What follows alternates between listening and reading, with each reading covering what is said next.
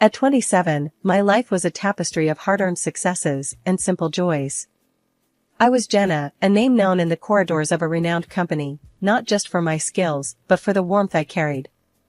It was here, amidst the hustle of deadlines and the aroma of brewed ideas, that I met Alex. He wasn't just another suit, he was a burst of energy, a puzzle I couldn't resist solving. Our first project together was more than just work, it was a dance of minds, a clash and melding of thoughts. Jenna, your approach is something else. Makes me think outside every box I've ever known, Alex had remarked one late evening, his eyes reflecting the glow of the computer screen. I remember blushing, hiding it behind a chuckle. Well, Alex, keep up.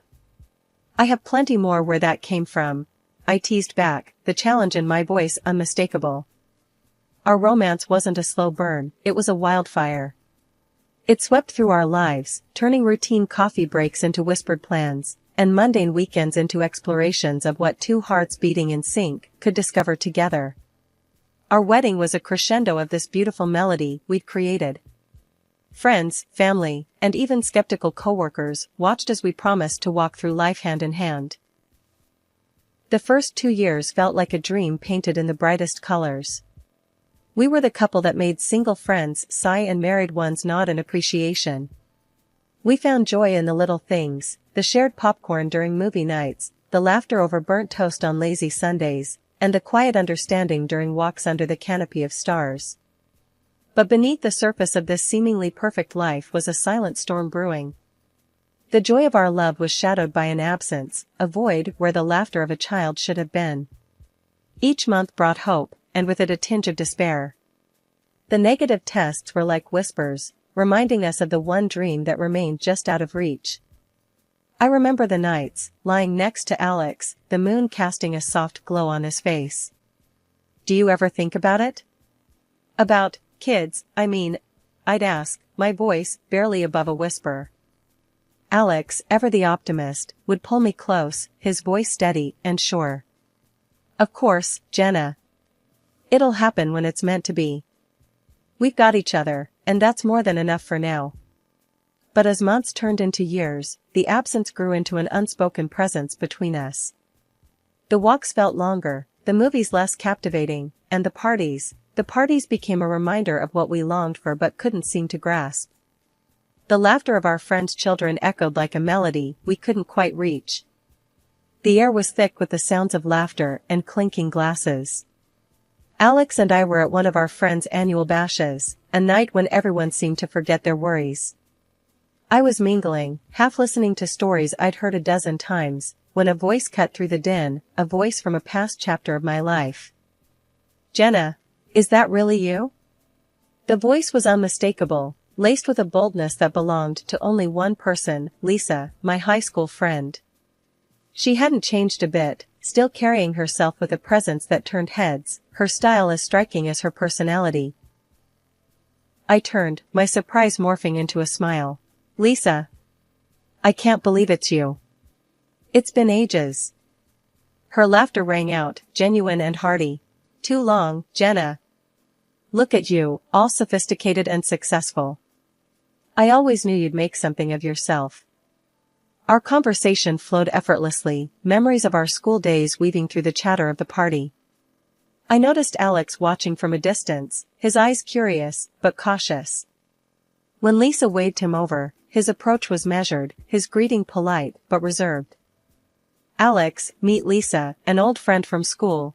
I introduced them, watching the interaction closely. Alex extended his hand, his smile polite. Nice to meet you, Lisa. Jenna's told me a lot about her school days. Lisa's reply was quick, a hint of mischief in her eyes. All good things, I hope. Jenna and I go way back. Had quite the adventures, didn't we? The conversation was light, filled with the banter of rekindled friendships and shared histories. But I caught the subtle glances, the unspoken words hanging in the air. Lisa was a force, her vivacity undeniable, but her reputation from our school days, the heartbreaker, the free spirit, lingered in the back of my mind. Over time, Lisa's visits became more frequent, our chats more intimate. We shared stories, laughed over old jokes, and confided in each other like the years apart had been mere days. It felt good, having a piece of my past back, a reminder of carefree days. But as Lisa's presence grew, so did the silence between Alex and me. The void of our unfulfilled dream seemed to grow wider, the absence louder. Our home, once filled with the echoes of our laughter, now held whispered conversations and unspoken fears. It was during one of Lisa's visits that I finally voiced the worry that had been gnawing at me. The evening was winding down, the room bathed in the soft glow of the setting sun. "Lisa, I don't know what's wrong. Alex and we've been trying, but it's just not happening. The child we've dreamed of, it feels like a mirage now." Lisa's eyes met mine, a depth of understanding in her gaze. "Jenna, these things can be complicated. Have you seen a doctor? Sometimes it's not just a one-person issue." Her words, simple yet profound, struck a chord. It was a reality I had skirted around, a truth I had been reluctant to face. But in that moment, with Lisa's frankness, the path forward seemed a little clearer, albeit daunting. Months turned into a silent agony of waiting and hoping. Each failed attempt at starting a family chipped away at the joy that once filled our home. "It's just not happening, Alex. We need to face this, face it together," I said one night, the desperation clear in my voice. Alex's reluctance was like a wall between us. "Jenna, why are you so hung up on this?" "I'm telling you, it's not me." "But fine, if it makes you happy, I'll do the tests," he finally conceded after countless conversations that seemed to go in circles. The day we went for the full examination felt like a step into the unknown. A part of me was scared of what we might find, but a bigger part just wanted answers. "Whatever this brings, we'll deal with it, right?" I asked Alex, seeking some reassurance. He just nodded, his usual confidence replaced by a quiet tension. The wait for the results was like living in limbo, each day stretching longer than the last. During these trying times, Lisa, my blast from the past, was a surprising source of comfort. "Jenna, you're one tough cookie. Whatever comes out of this, you'll handle it. You always do," she'd say, her support unwavering. But life has a way of throwing curveballs when you least expect them. It was a chance encounter on the street that planted a seed of doubt in my mind. A former classmate, someone who knew the high school version of Lisa all too well, stopped me with a reminder of the past. "Jenna, watch out for Lisa, okay? She was a real piece of work back in the day, breaking hearts left and right. You remember, right?" she said, her tone half concerned, half curious. I laughed it off, the idea of Lisa, my rock during these turbulent times, being anything less than genuine seemed far-fetched. "People change. Lisa's not like that anymore," I responded, but the conversation left a nagging feeling in the pit of my stomach. Later that day, as Alex and I sat in our usual silence, I decided to address the elephant in the room. "Alex, can I ask you something? What do you think about Lisa?" His reaction was immediate and defensive, a stark contrast to his usual nonchalance. "Why does it matter? She's just your friend. I don't care about her one way or the other," he said, his tone a mix of irritation and something else I couldn't quite place. His words did little to ease my mind. Instead, they added to the growing list of questions and doubts that seemed to have no answers. As the days turned into weeks, the waiting game for the test results became a battleground of unspoken fears and doubts. Life at home had taken a sharp turn, the once comforting walls of our home now echoing with Alex's harsh words and relentless criticism. It wasn't just an off day or a bad mood, it was a drastic change that hung heavily in the air. "Jenna, can you try a little harder? Look at you, it's always the same old jeans and t-shirt. When you're with me, I want to show you off, not make excuses for your plain Jane look," Alex remarked coldly one evening, his words cutting deeper than he probably intended. I stood there, a mix of hurt and disbelief in my heart. "Alex, what's this about? Since when did appearances become more important than who we are to each other?" I replied, my voice shaking slightly. But it didn't stop at my appearance. It was everything, my cooking, my cleaning, the very essence of my being. Jenna, this meal, it's bland. And the house, it looks like a tornado hit it. Is this really the best you can do? He'd say, his dissatisfaction clear. Each word stung, each comment a blow to the life we had built together. Confused and hurt, I turned to the one person who had become my confidant through it all, Lisa. Lisa, I don't know what's happening. It's like he's looking for reasons to be unhappy, to criticize me. I don't feel like I'm enough anymore. I shared, the vulnerability clear in my voice. Lisa's response was thoughtful, her words a mix of support and practicality. Jenna, he's being a total jerk. But maybe you guys just need a break from the routine. Why not plan a surprise, something to reignite the spark? How about a romantic trip? The idea was like a beacon of hope, a chance to mend the growing rift between us. Filled with a newfound determination, I approached Alex with the idea. Alex, I've been thinking. Maybe we need a change of scenery, some time away from all this stress.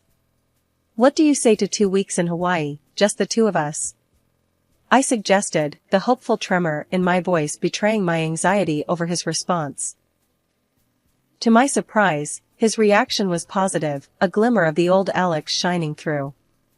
Jenna, that sounds, actually great. You're right, we could use the time away. Let's do it. He agreed, his words a soothing balm to my frayed nerves. In that moment, I allowed myself to feel a flicker of hope, a sense that maybe, just maybe, this trip could be the bridge back to the love and understanding we once shared. The idea of a romantic getaway, of 2 weeks in paradise with the man I still loved, felt like a lifeline, a chance to turn the page on the recent bitterness and start a new chapter. The days leading up to our Hawaii trip were a whirlwind of anticipation and preparation. Alex, taking charge of the arrangements, insisted on handling everything.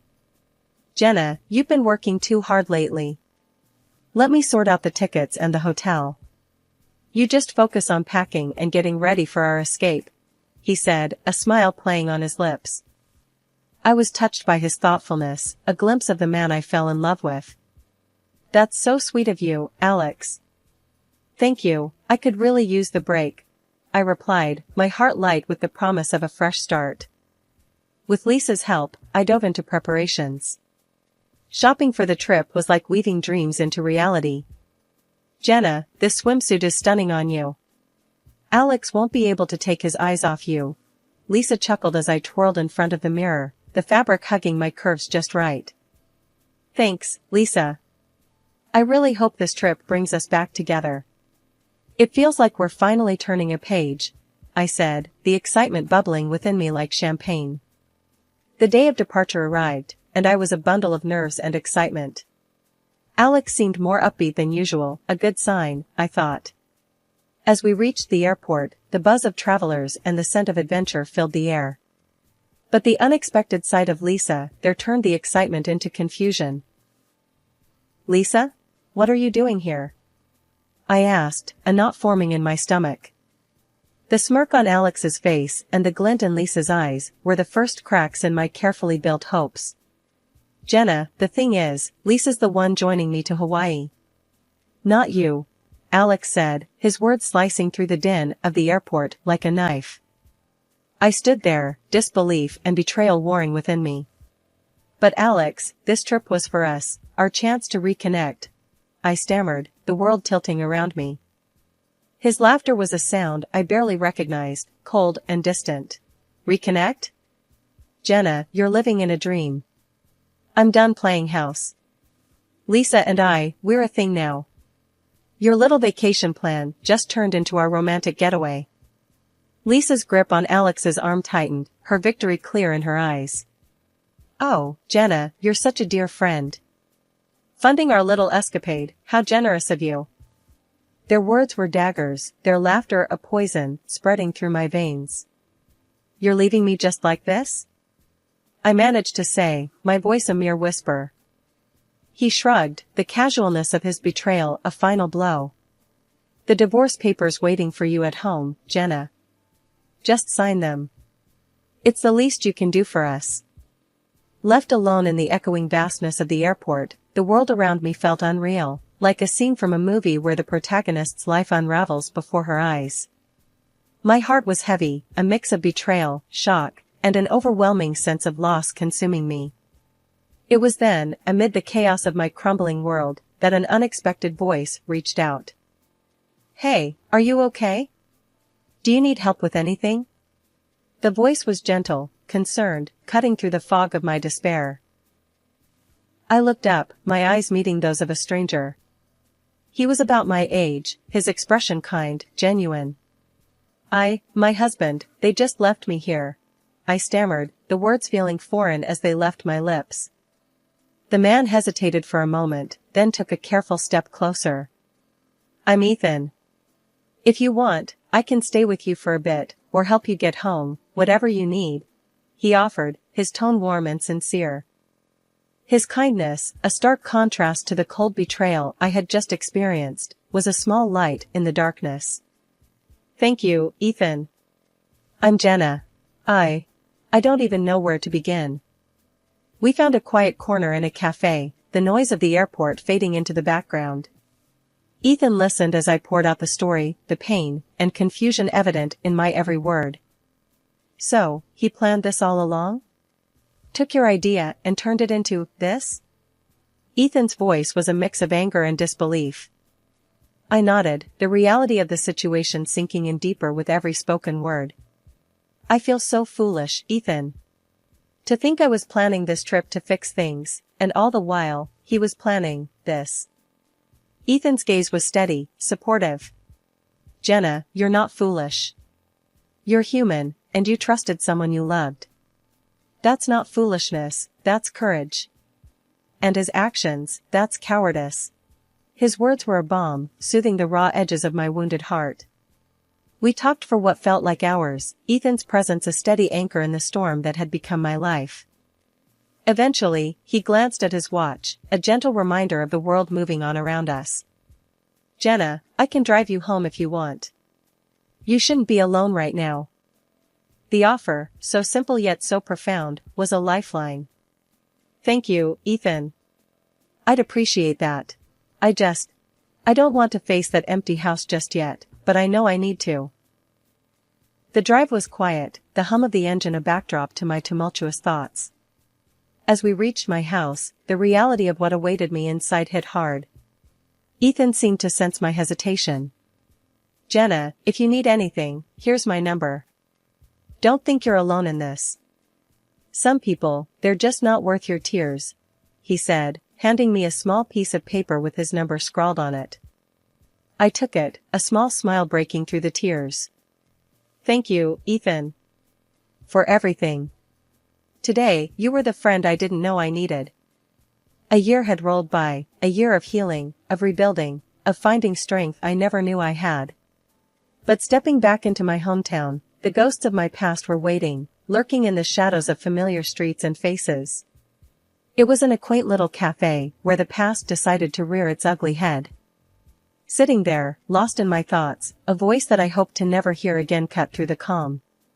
"Jenna, look what the cat dragged in." "Still the same, I see," Alex sneered, his eyes raking over me with a disdain I remembered all too well. I took a deep breath, bracing myself. "What do you want, Alex?" I asked, my voice steady, a testament to the year of battles fought and won. His smirk grew wider, more malicious. "Just wanted to flaunt my perfect life, Jenna. Lisa and we're married now. And guess what? She's given me a child, something you never could." His words stung, a deliberate jab at my deepest wounds. But the old Jenna, the one who would crumble, was no more. "Good for you, Alex. I hope you're happy," I replied, my words a shield against his cruelty. But he wasn't done. The arrogance, the sheer audacity, dripped from his next invitation. "Why don't you come over, Jenna? See the life you missed out on. Meet your replacement and our beautiful baby." It was a challenge, a cruel game in his twisted mind. But this time I was playing by a different set of rules. "Sure, Alex. I'll come by. It's time to face the past," I said, the resolve in my voice belying the storm inside. And so, I found myself at the doorstep of the home I once shared with Alex, my heart pounding, not with fear, but with a fierce determination. The door swung open, and there stood Lisa, her smirk a mirror of Alex's cruelty. "Jenna, you haven't changed a bit. Still the same old gray mouse," she taunted, her words dripping with scorn. But the Jenna standing at her doorstep was not alone. Beside me stood Ethan, the unexpected ally from the airport, now my partner, my strength. I introduced him with pride swelling in my chest. "Lisa, meet Ethan, my husband." The shock on their faces was a sight to behold. Alex's smugness faltered, Lisa's mockery dimmed. They tried, oh how they tried, to belittle us, to break us down with their venomous words. But together, Ethan and I stood strong, a united front against the storm of their malice. "Jenna, I can't believe you'd stoop so low. Bringing him here, what a desperate move," Alex scoffed, his words a feeble attempt to regain control. Ethan's arm around my shoulder was all the response I needed. Desperate? No, Alex. We're here to close a chapter, to move on from the past that you cling to so pitifully. The air was tense as Ethan and I stood in the living room of the house I once called home. The walls, once witnesses to my heartache, were now the backdrop for the final act of a saga that had tormented me for too long. Alex's mocking tone sliced through the silence. "Remember how lost you looked at the airport, Jenna? Like a little puppy abandoned by its owner." I still laugh thinking about it. The words were meant to wound, but as I looked into Ethan's supportive eyes, I felt an unwavering strength within me. Actually, Alex, that day turned out to be a blessing. Because of your cruelty, I met Ethan. He's been my rock ever since, I replied, a serene smile on my face. Alex's smirk wavered, confusion and shock intermingling in his gaze as he looked at Ethan. "And what's so special about this guy?" he sneered, trying to regain his footing. Ethan's presence was calm yet imposing. "Well, Alex, aside from picking up the pieces of the life you shattered, I also recently became the director at your esteemed company. Funny how life works, isn't it?" The revelation hit Alex like a physical blow, his arrogance melting away, leaving a pale, shaken man in its place. Before he could recover, Lisa, with her characteristic spite, decided to strike what she thought would be a crushing blow. "At least I gave Alex something you couldn't, Jenna. A child. The ultimate gift," she spat, her eyes gleaming with malice. The room was charged, the air thick with tension and unspoken truths. I couldn't help but laugh, the absurdity of the situation and the secret I held turning my despair into amusement.